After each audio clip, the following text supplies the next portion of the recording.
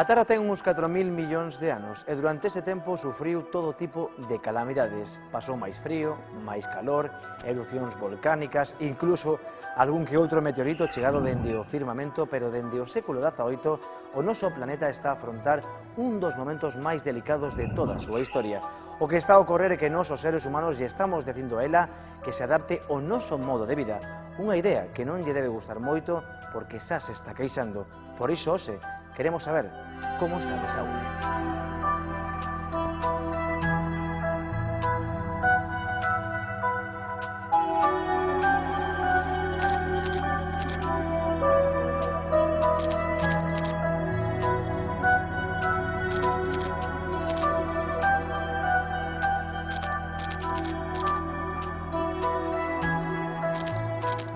Doctor Díaz Cierros, como está de saúde o noso planeta?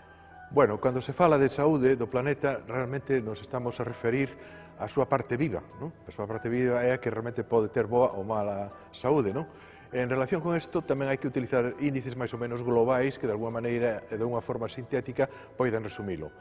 Podíamos falar basicamente de dous índices, non? Un índice que nos fala da biodiversidade, o LVI, non? LVI, que é un índice que de alguma maneira se está medindo xa desde os anos 70. Pois ben, este índice dinos que os vertebrados están disminuindo de unha maneira progresiva, hoxe disminuíron nese período un 30%. Por lo tanto, hai unha tendencia mala, negativa, neste terreo. Outro índice que tamén se utiliza para determinar a saúde do planeta é o que lle chaman a pegada ecolóxica, é dicir, a cantidade de hectáreas tanto medidas en terra productiva como en augas productivas que se necesita para satisfacer as demandas que temos hoxe para manter o noso nivel de vida. Pois ben, neste momento, a pegada ecolóxica do planeta é, de alguma maneira, superior a toda a superficie productiva que temos.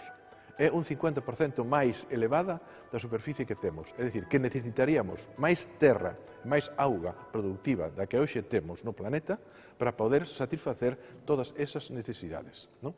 Evidentemente, cando se fala de índices globais, habería que matizar por rexións, e aí claramente vese que todo este índice é moito máis negativo nas rexións do sur, é dicir, nas rexións subdesenvoltas, que nas rexións ricas. É dicir, que tamén habería que falar dunha certa injusticia no reparto da saúde do planeta. E quizáis, un último índice que tamén se podría utilizar, e ás veces úsase, é en relación ca auga, a disponibilidade de auga, non?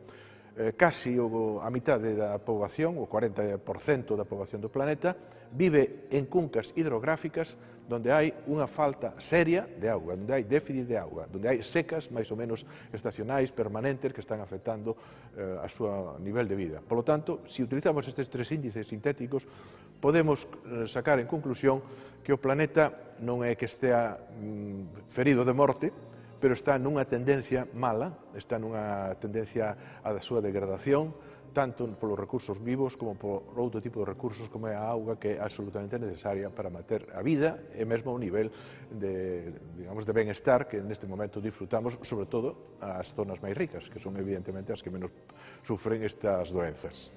Temos un reto importante, bonito e difícil tamén.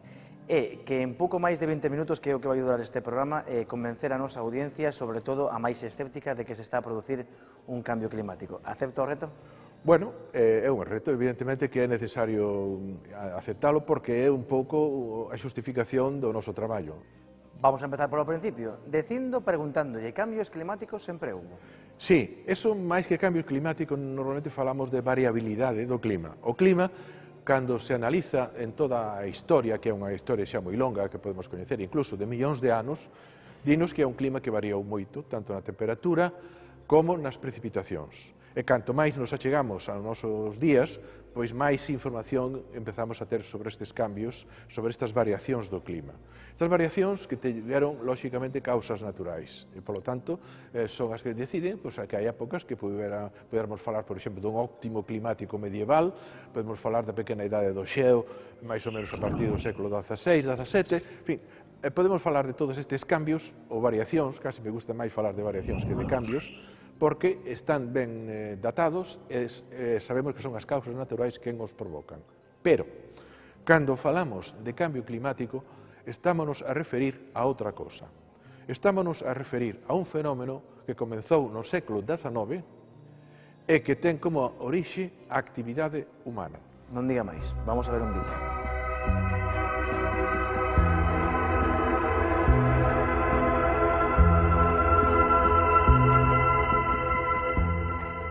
Que se ve neste vídeo, doctor Díaz Fierros? Vese a evolución das emisións de CO2 dende a revolución industrial, que é onde empeza todo un poquinho, non? Exactamente. Hai momentos en que se pode realmente o dióxido de carbono empezouse a medir a partir do ano 58 na Loa dunha maneira exacta e indiscutible. Pero antes temos unha serie de indicios, unha serie de indicadores que nos poden dar tamén unha información sobre como era o contido en dióxido de carbono da atmósfera. Hai pequenos análisis que están feitos, pero se pode reconstruir de alguma maneira esa historia. Entón, esa historia claramente nos está mostrando que hai unha evolución crecente, hai unha medra indiscutible do dióxido de carbono e outros gases que teñen tamén uns efectos similares ao dióxido de carbono desde que comezou a revolución industrial. E non só a revolución industrial, sino tamén a transformación dos bosques pola agricultura. Porque a transformación dos bosques pola agricultura tamén é un efecto que está influindo sobre o dióxido de carbono, porque os bosques retiran o dióxido de carbono da atmósfera e se vamos destruindo bosques e sustituíndoos por agricultura, ese efecto de sumidoiro, de retracción do dióxido de carbono se vai atenuando. E, polo tanto, eses dous factores que coinciden no tempo, a revolución industrial e as transformacións masivas de bosques por queima normalmente en terras agrícolas, eses dous factores están incidindo claramente no incremento permanente e continuo e cada vez máis acelerado do dióxido de carbono da atmósfera. Dióxido de carbono, emisións, o que lle corre ao noso planeta é que se está quecendo.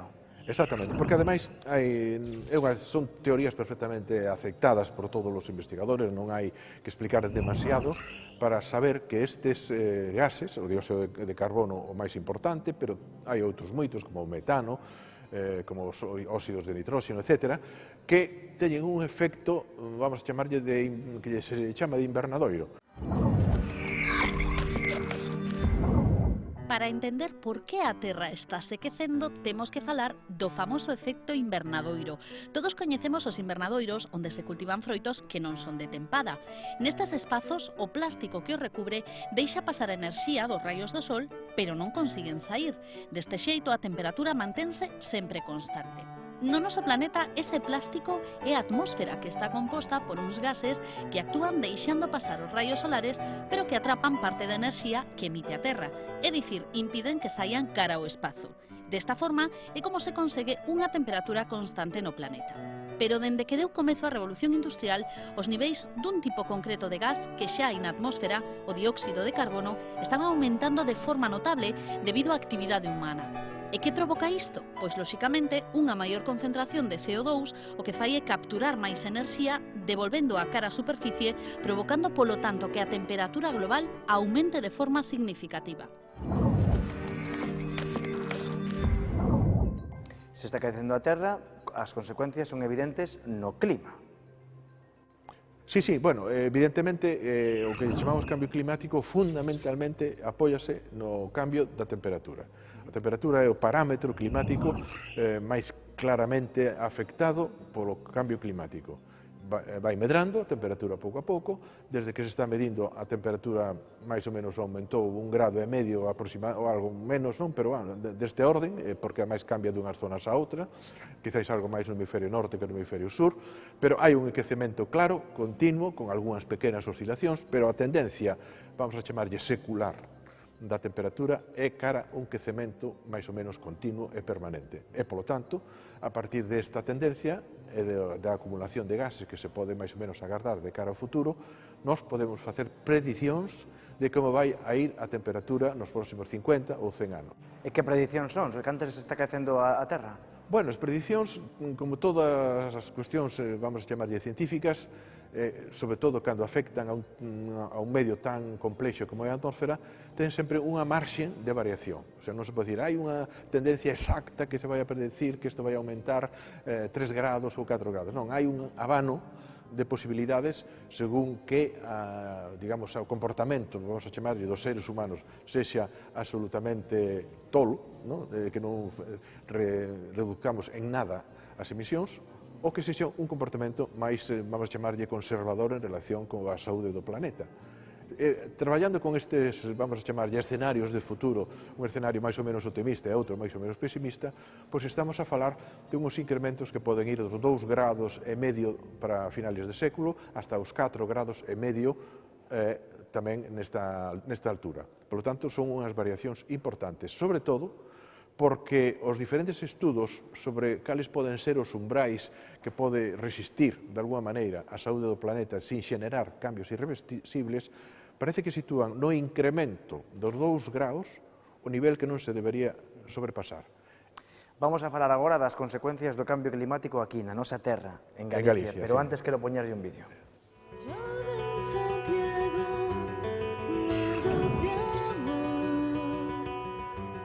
Luarna Lubre adica unha das súas máis famosas cancións a Santiago nun momento concreto, cando está chovendo, cousa que fai moito. Que vai a pasar co noso símbolo, coa chuvia aquí en Galicia? Bien, a chuvia é precisamente un dos parámetros que teñen máis dificultade para a súa predición, porque é un parámetro que, bueno, é un parámetro que ten moita variabilidade climática e, polo tanto, a predición de futuro é unha predición menos segura que a da temperatura, non? Por iso a temperatura é sempre a referencia. Pero, centrándonos no que sabemos ata agora dos cambios das precipitacións en Galicia e as posibilidades de que estes, de alguma maneira, se manteñan no futuro, poderíamos falar de que os cambios van a ser, en principio, polas expectativas que temos con todas as incertidumbres que habería que poñer, non? Porque o nivel máis ou menos que se pode atribuir de garantía é dun 60%, non é tampouco moito, non? Pero, bueno, son as tendencias coas que nos temos que mover, pois que parece que a primavera, é dicir, os meses de marzo e abril, para ser máis concretos, están amosando unha tendencia a ter menos temperatura, non? Menos precipitación. Son cada vez máis secos. Non só aquí en Galicia, sino, por exemplo, en Portugal, mesmo en España, non? O sea que non só Galicia, sino un pouco o conxunto que nos rodea, parece que está amosando unha seca bastante consistente e pronunciada nos meses de marzo e abril. É probable que esa seca se manteña no futuro. En cambio, polo outono, o outono e a primavera, parece que, sobre todo, nos últimos anos, se está amosando un incremento das precipitacións e, sobre todo, unha maior intensificación das precipitacións. Probablemente os días de chuvia non aumenten, aínda que este ano parece que contradicen esta tendencia, non? Pero, vamos, a nivel de cambios de tipo global, parece que hai unha tendencia a que os días de choiva non cambien, pero sí a cantidade. Por lo tanto, a intensidade da choiva debería ir medrando. Esas son as tendencias que parece que se están manifestando e que probablemente sigan ese camiño no futuro. Pero hai que poñer sempre un interrogante, non?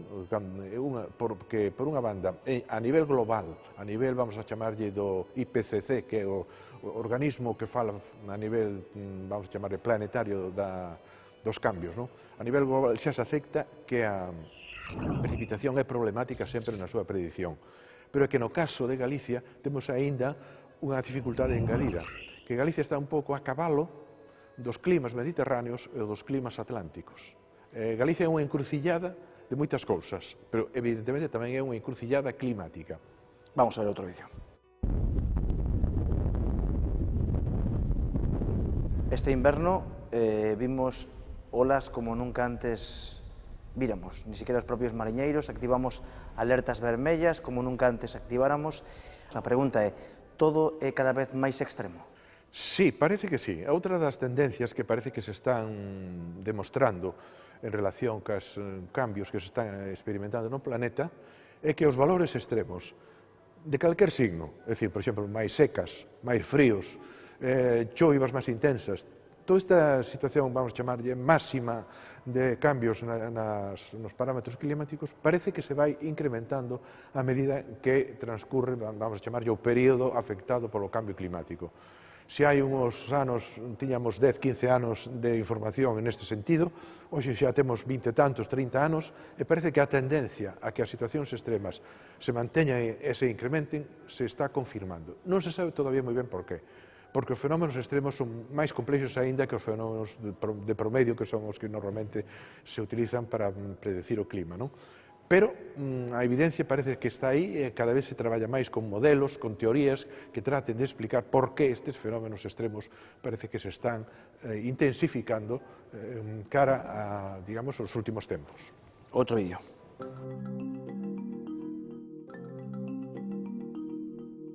If you've been hearing that extreme cold spells, like the one that we're having in the United States now, disproves global warming, don't believe it.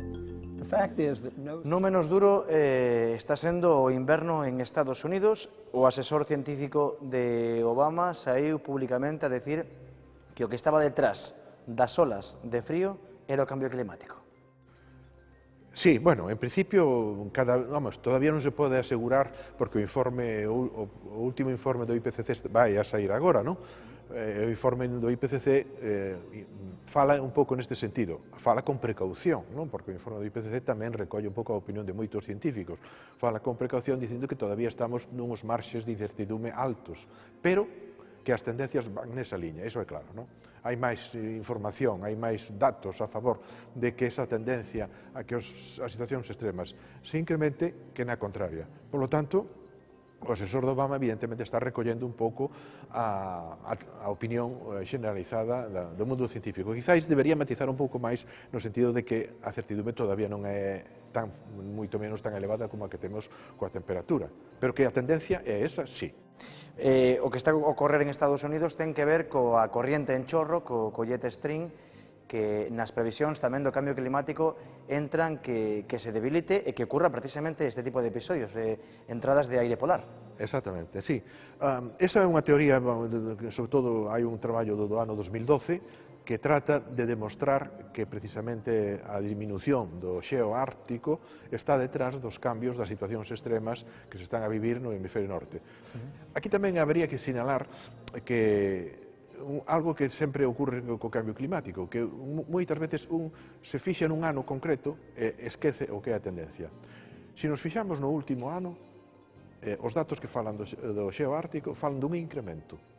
O xeo ártico no ano 2013, en outono 2013, que é cando se mediu últimamente, incrementouse un 50% sobre o ano 2012. Un argumento perfecto para os escépticos. Pero, eso é un ano nada máis. Pero, se analizamos a tendencia, que é o importante, a tendencia claramente é a disminuir. No ano 80 tiñamos 20.000 km cuadrados, no ano 2012 tiñamos 6.000 e no ano 13 tiñamos 9.000. O que nos chega sempre do que está a acontecer no Ártico e na Antártida é que se está a rexistrar un notable descenso da capa de xeo. Porén, o proceso é moi diferente entre o Polo Sur e o Polo Norte. Para entender por qué, é necesario lembrar que a Antártida é un continente circundado polo mar, mentres que o Ártico é xusto o contrario, un océano rodeado de continentes.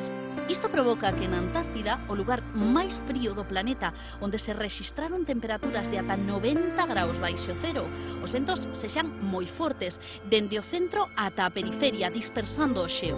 É dicir, que de algún xeito as características únicas deste recuncho do mundo están a blindalo das consecuencias do quecemento do planeta. É precisamente esa especie de poder máxico de rexeneración o que fai deste lugar da Terra un espazo virxe que ocupa o mesmo que o tamaño de España 28 veces, un lugar como a do outro planeta. Se a isto lle engadimos que non pertence a ningún goberno, que se rexe polo Tratado Antártico que promove a cooperación, o resultado que o Polo Sur está a ser o verdadeiro laboratorio que ten ao seu dispor a ciencia para investigar. Para indagar cales foron os efectos dos diferentes cambios climáticos naturais no pasado, pero tamén pescudar cales serán as consecuencias do quentamento actual, de orixe antropoxénica, polo tanto, humana.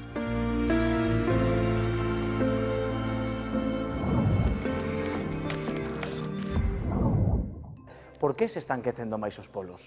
Bueno, isto é unha cosa que ademais se define científicamente a amplificación do Ártico. Quer decir que o Ártico está quecéndose máis que o hemisferio norte. Pois probablemente hai un efecto que lle chamamos de reforzamento, non? O sea, que non só é porque se vai vamos a decir, aumentando a temperatura e se vai derretindo o xeo, non? Ou non se vai formando tanto xeo, porque a cantidad de xeo vai tanto pola destrucción como pola formación, non?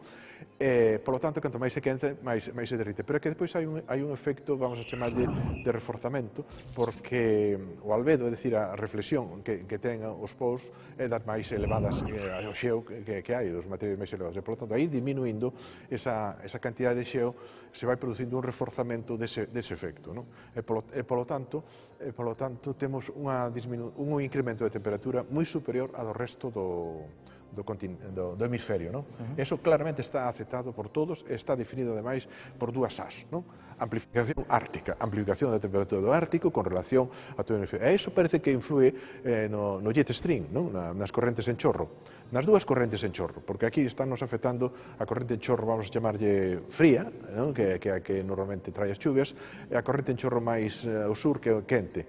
Cando se xuntan, como ocorreu neste ano, non? Porque sobre todo a corrente en chorro máis ao norte doblouse moito, flexionouse moito, non é un cinto estirado, non? Como é moitas veces, sino que é un cinto floxo que se move moito e, polo tanto, pode baixar moito cara ao sur. Entón, cando esa corrente fría do jet stream, vamos a chamarlle máis ao norte, se xunta ca corrente cálida que ven con moita humidade dos trópicos, entón é cando temos estes fenómenos que lle chamamos explosivos, e que os ingleses ainda son moito máis alarmados e falan de bombas climáticas nese terreo, non? Vamos a ver outro vídeo.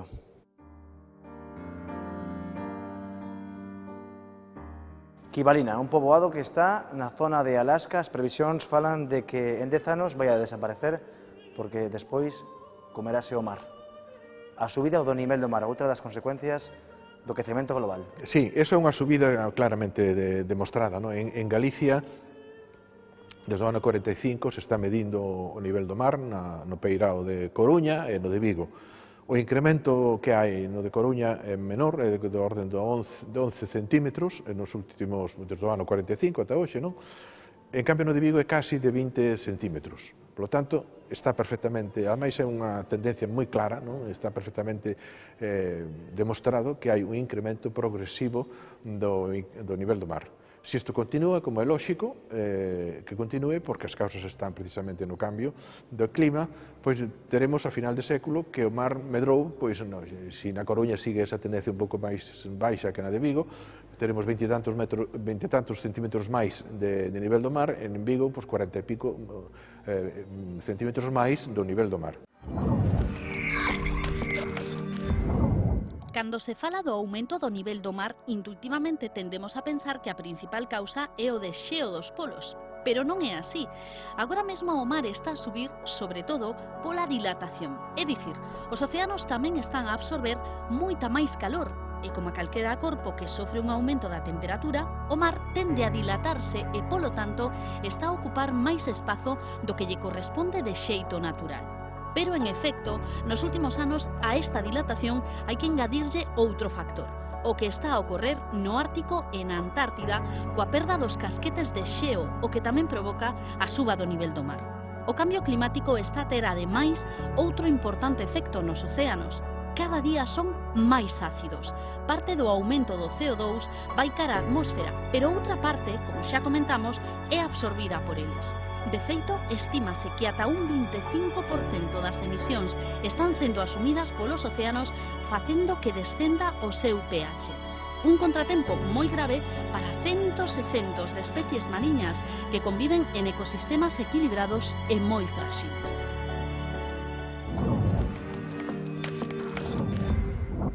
Que consecuencias ten para Galicia? Aquí en Galicia, sobre todo, as partes que se van a ver máis afectadas son, por unha banda, os fondos de rías, que son fondos chans, onde hai moito humedal, non? Entón, estes humedais, evidentemente, van a ser invadidos, se van a crear outros, pero en principio os que hai agora van a ser invadidos por estas augas que van a ir aumentando no seu nivel. O sea que os fondos de rías claramente van a ir sendo asolagados pouco a pouco por a auga do mar. E despois, moitas praias, non? As praias que teñen un perfil máis baixo, pois aí a penetración do mar tamén vai a ser importante. Se vai a ir comendo territorio as praias. O mar sube e os océanos se quecen máis. Xusto. Sí, sí. É así, non? Sí, sí, é así, sí, porque evidentemente o quecemento do mar vai acompasado ao quecemento da atmósfera. É un quecemento un poquinho máis baixo, pero é un quecemento tamén moito máis sostido no tempo. E tamén, claramente, iso tamén pode influir en moitas cousas, pode influir nas correntes mariñas, pode influir na vida mariña, de feito, tamén se están detectando peixes nestas costas que antes non existían, peixes de augas máis quentes, de augas tropicais ou subtropicais que están aparecendo, estas especies, que é un índice precisamente deste quecemento do mar. Está afectando probablemente ao propio clima noso. Hai anos, cando estudábamos o clima, aquí en Galicia, o mes de febreiro era un mes que se caracterizaba sempre por o que chamamos un mínimo pluviométrico. Chovía menos que decembro e que en marzo. E ese mínimo pluviométrico atribuíase a que as augas do trópico, máis ou menos que era onde se xeneraban as nubes, eran máis frías nese momento e evaporaban menos. Se esas augas agora son máis quentes, evaporan máis e, polo tanto, van a traer máis nubes, van a traer máis precipitación. Última cuestión. Que está facendo a política para solucionar este problema planetario? Bueno, realmente está facendo moi pouco, non? Os cumios do clima, que máis ou menos patrocinados por o IPCC, non? Realmente están demostrando, sobre todo nos últimos, que non hai unha solidaridade a nivel mundial, que non hai, evidentemente, un interese claro en atallar o problema. Certamente, o que ocorreu en Kioto, que non foi moito, pero polo menos foi un primeiro paso de compromisos de reducións, que sobre todo foi liderado pola Unión Europea, non? Iso é importante sinalalo, pois realmente parece que nos últimos tempos se está perdendo ese espírito, vamos a chamar de colaborativo, esa capacidade de entender que o futuro que nos ven é un futuro que temos que empezar a correxilo xa hoxe. Ten algo de culpa política no escepticismo que hai entre a xente? Bueno, sí, en parte sí, evidentemente, claro, cando un non ve que os líderes que escolleu para que resolvan os problemas se dedican a outros tipos de cuestións e non a aturar aqueles problemas de fondo que son fundamentais, que afectan a todo o mundo, porque non é un problema que afecte a un sector, a unha determinada poboación, sino que é un problema que ao final acaba de incidir xenerar, vamos a decir, danos en todo o conxunto da poboación mundial, e sobre todo nas poboacións futuras, que é no que insisto moito, non? Última pregunta, Sá. Como cree vostede que estará a Terra no ano 2050? Pois a verdade non o sei. A verdade non o sei porque habría que empezar a tomar medidas xa. Se non se tomara ninguna medida, probablemente nos anos 50, ese umbral dos 2 grados do que falei antes, probablemente estea xa repasado. Por lo tanto, algúns tipos de ecosistemas, algúns tipos de factores ou procesos que están afectando directamente e dunha maneira irreversible á saúde do planeta, estean xa en unha situación, vamos a chamarlle, dramática. Doctor Díaz Fierros, moitísimas gracias. Gracias a todos. Veña. Rematamos o programa de hoxe cunha reflexión que nos gustaría que se quedase na mente de todos. Poderemos facerlle todo o dano que queiramos ao noso planeta, pero un bo día a Terra rexenerarase, xa o fixo no pasado. E saben por qué? Porque ela ten todo o tempo do mundo, nós non.